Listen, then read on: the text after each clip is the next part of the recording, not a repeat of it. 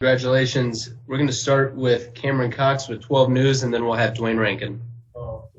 Hey, Devin, congrats on this. Just what are the emotions right now, finally getting your first playoff series win and doing something this team hadn't done in a long time? Okay, and we got to turn this up a little bit. I can't really hear you. No problem, buddy. All right, go ahead. Well, first of all, congratulations, Devin. I know this has been a long time coming. Can you put into words what the emotions are? You've been through a lot here in this city. This city's been through a lot in 11 years. Just to finally get this first playoff series win, what does it mean to you? What are the emotions? It means a lot. Like you said, it's been a long time coming. A lot of work, a lot of sacrifices went into this, a lot of losses. But, it's only one series.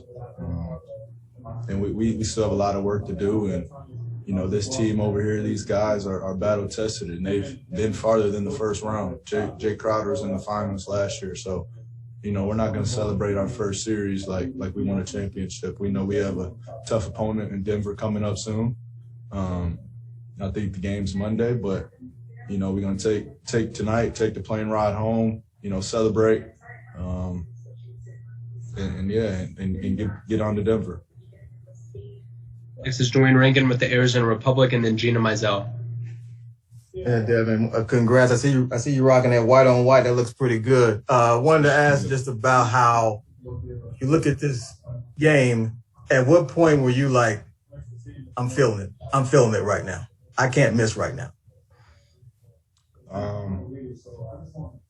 was just locked in, Dwayne, to be completely honest, from when I woke up. I had a tough time taking my pregame nap, all out of excitement. I knew we treated this game like a game 7. We knew we had to come in, and, we were stressing since we won the last game that, we wanted to end it here on their home court. Next is Gina Mizell with Suns.com, and then Mark Spears. Hey, Book, I saw when you were walking off the floor into the tunnel, you kind of looked up, you sort of put your hands together. I'm just curious what you were thinking in that moment. Honestly, I was thinking about Cole in the conversations that we had, kind of about, what we just went through, the postseason, and being legendary and taking the steps to get there. So seeing that 8 and that 24 up there, with the way that the lighting that Staples has right here, it feels like, it's shining down on you. And I know he was here tonight. I know he was in the building. I know he was proud. Next up is Mark Spears, followed by Kellen Wilson. Hey, Book, congratulations, man. Thanks, Mark. Tell me about just words of wisdom your dad has given you. Sound like he knew the moment that was coming your way. There's so much. My dad has, helped me through a lot, especially, we've sacrificed a lot of hours and a lot of time to this sport. So I know he wanted this. Probably the only person that wanted it more than me was him. Just having a short memory, some of the best advice he left me with, or leaves me with, that just going out there and compete. I've been in gyms with him. I've played on his team. I've played against him. And, he always competed at the highest level. And I think that rubbed off on me a little bit.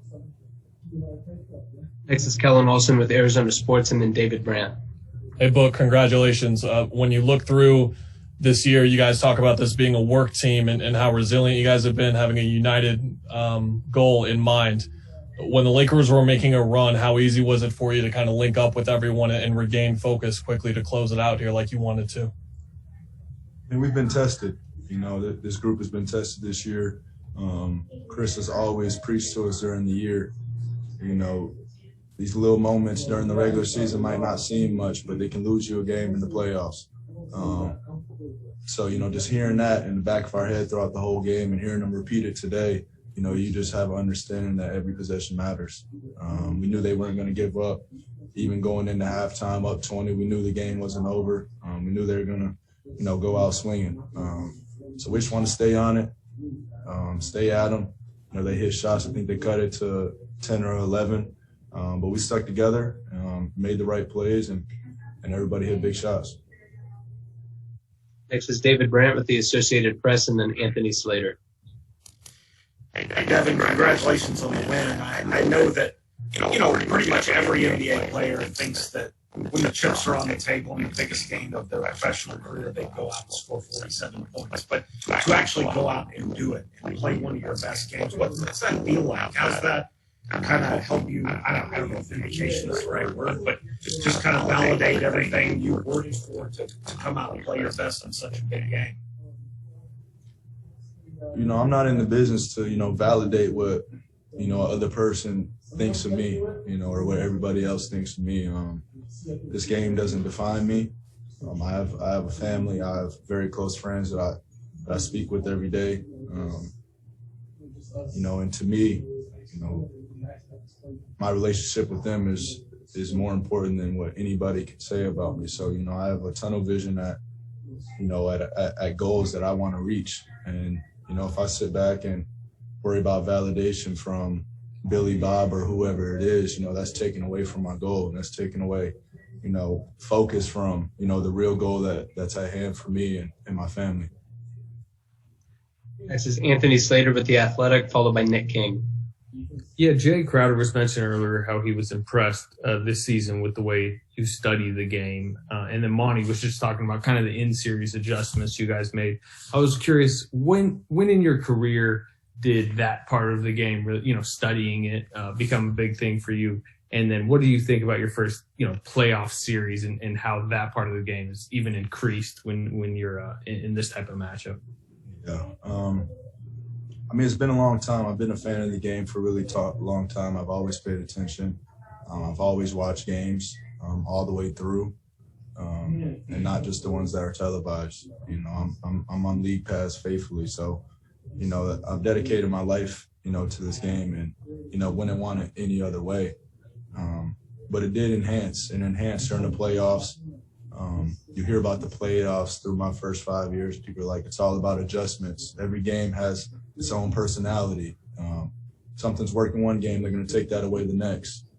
So just hearing that and being a student of the game and watching the playoffs in the past and having a really good understanding for that. Teams aren't going to let you do what you did last game. It's simple as that. So you have to find ways to improvise. You have to find little nicks and knacks to, find ways to get it done. And, we did that game to game. We had to make adjustments all the way throughout. So, I think my first playoff series was a great attest to that, of making adjustments and, every game just being totally different. Next is Nick King with Channel 3, Channel 5, and then Greg Moore. You were talking after last game about having fun with the fact that every next game is the most important game in the playoffs. There at the end, you get that dunk in the final minute and just the reaction, and then talking to Monty and hugging DA there. Felt like you were really soaking in the moment, but I don't know. How fun was that for you right at the end?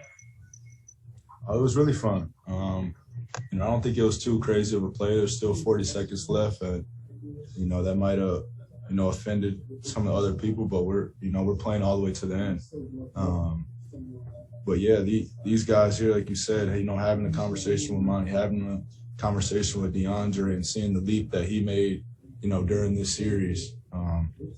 Nobody's harder on DA than I am, and it's been like that for a few years. So I know he has a lot of different voices in his ear between me, Coach, and Chris. I know he's hearing a lot, but I just told him I was so proud of him, for seeing the leap. And we still have a lot of work to do. We didn't come into the season to say, we want to win one series and be done. So, we have a lot of work to do. Next is Greg Moore with the Arizona Republic, and then Paul Richardson. Thank you. Book, good to see you, man. Congratulations. Seriously, congratulations. I know what you've been through, dude. I have two. The first, what gets into you in the first quarter lately, man? What's up with these last two first quarters? Just trying to get it done.